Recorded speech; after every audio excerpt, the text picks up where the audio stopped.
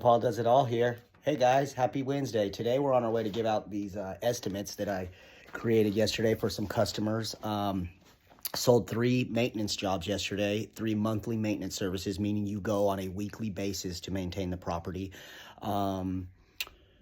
Last week, let me back it up. Last week I sold 4. This week, yesterday, I sold 3. So we are now at 7 monthly maintenance properties that we have.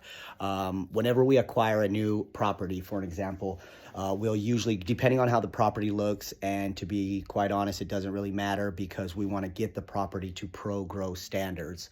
So whenever we sign a new maintenance contract, depending on the verbiage of the contract, I will either do an initial one-time cleanup as part of the contract, or it will be billed separately depending on how the contract is written. However, we go in and we do a one-time cleanup and get the property up to ProGrow's standards, meaning we clean out all the planter beds, all the flower beds, the grass. We lift up any trees up to 8 feet contractually through our contracts.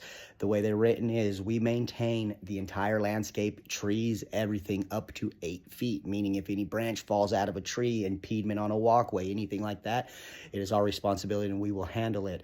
If anything else happens beyond the 8 feet, we can still handle it. However, that is not part of the contract and that will need to be billed separately.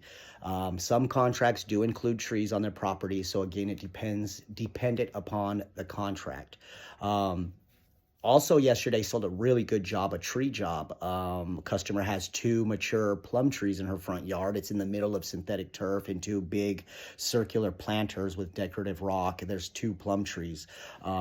They're both almost dead. I believe one of them has boars. I didn't look too close at them yesterday. However, they are very prone to catching boars here in Las Vegas. Not sure where you guys are at, but here in Vegas, plum trees are very prone to boars and other infections and diseases.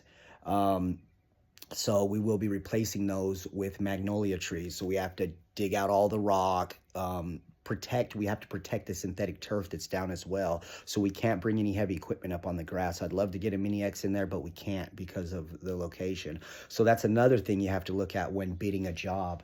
You don't ever want to, over promise and under deliver, or whatever they say. So make sure that you look at all possible scenarios when giving an estimate.